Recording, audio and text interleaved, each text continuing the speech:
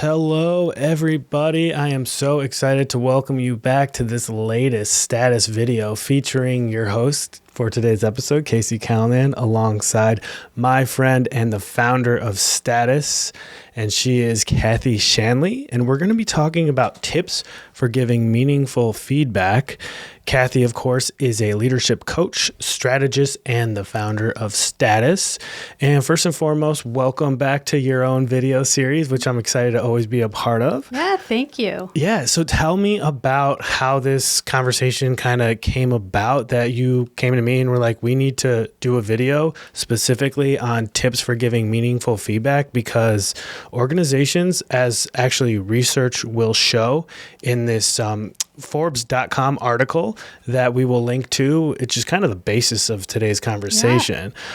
Because there's research that's pointing to organizations just are not teaching managers to have these meaningful conversations enough. So that's the basis of this Forbes.com article, which of course Kathy, as a Forbes.com contributor, wrote. So just tell me about how this all came about. Yeah. So as part of the Forbes Coaches Council, we get the opportunity to write these great articles on hot topics. And what I was hearing from my clients was that their teams are not either knowing how to have the conversation or they're just not having it. Okay. And so based on the work of conversational intelligence and Talking on Eggshells, which is a great book, by the way. Okay. I put together these tips, and it starts with providing context, sharing what you observe, talking about the impact, and then telling people what you want them to do next time. And then the magic part of it is making sure it's a two-way conversation. Totally. And we will dive into a little bit more of those. We can either call them kind of steps for giving meaningful feedback or tips for giving meaningful feedback. I'll ask you a little bit more about that. But, first of all, we were kind of talking before the microphones were live. Yeah, we were. About why this is such an issue. It kind of comes back to just a lot of just the human element of, relationships and just working relationships and things just, maybe like you're, for example, being too social with someone outside of the workplace. And so that leads itself to having a really difficult conversation inside the workplace being that much more difficult. Yeah. And people having these thoughts like, what if they don't like me? Yeah. Yeah. First and foremost, we kind of establish why this is so difficult, but tell me like where people can start. Where can managers start? Yeah. And so I think a little bit about my own history as an executive and having to have conversations. And sometimes it was with people that were direct reports. And in that case, the conversation might be a little bit easier to have because it's usually a one-way conversation for the most part, where you're trying to correct or course correct behavior to help someone succeed.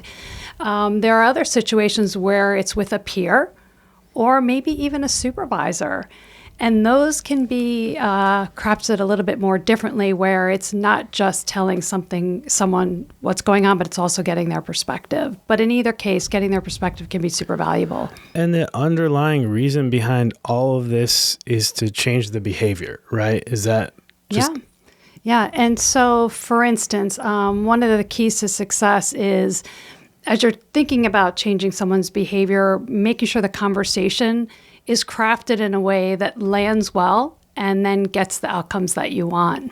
Totally. And I can just kind of interject my own personal feelings on this one, even though I try to not make it about me. It might be helpful to talk through this. So, of course, I have to have a difficult conversation all the time with the work that I do, whether it be, clients, contractors that I'm working with, etc.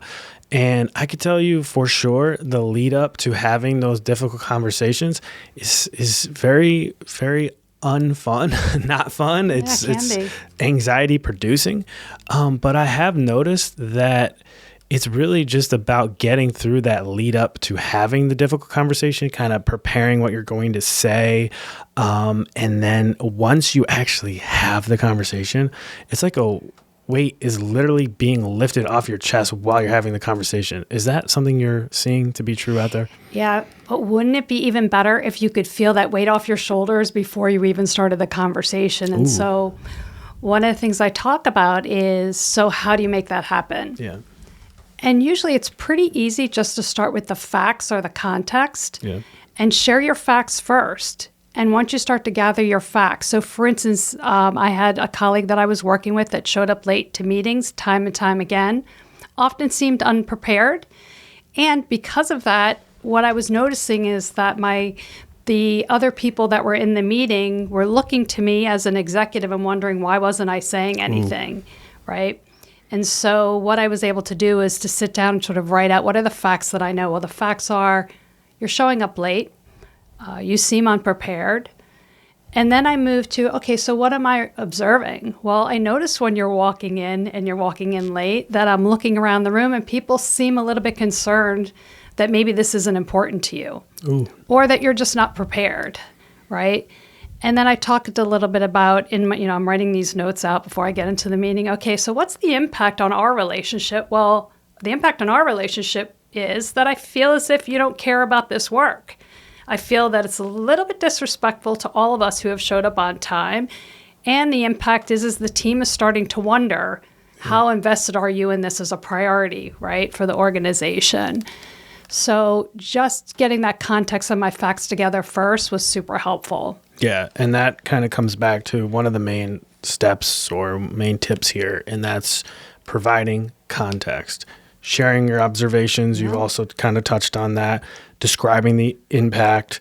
I know talking tentatively. That's a big one. And so once you have your facts, and I love this tip, I believe it came from conversational intelligence. I may be wrong, but it was talking tentatively, and after you've shared your facts, then start talking about how it makes you feel and what you believe, right?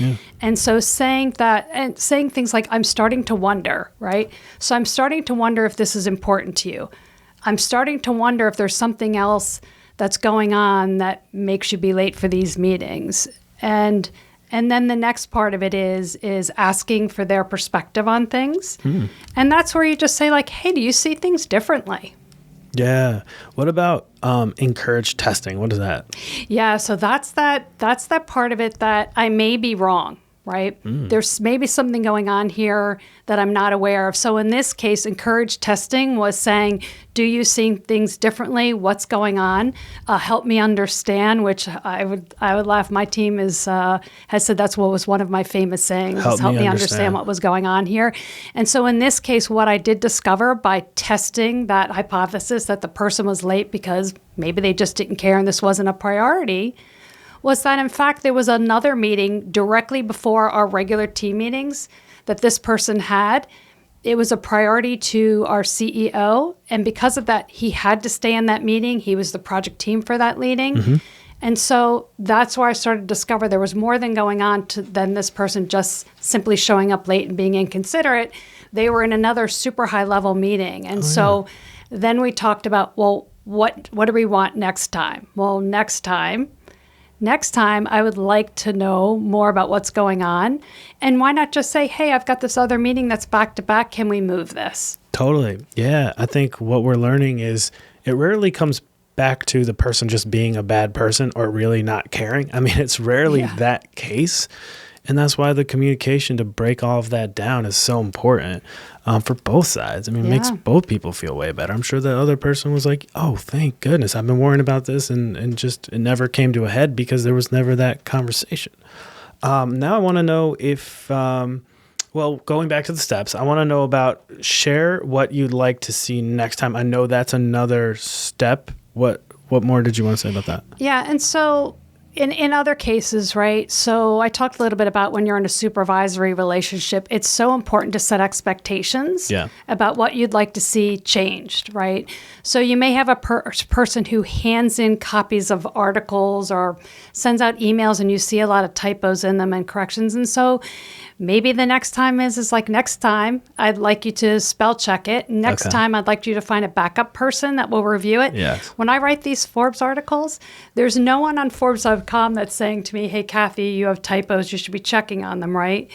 But let's just say there was. One of the things they would want me to do is have a backup plan so that when I hand things in, they'd be cleaner. Yeah. And it would show that I'm really trying my best when I'm handing in these articles. So, by the way, I do have a backup proofer to make sure that I've done a good job.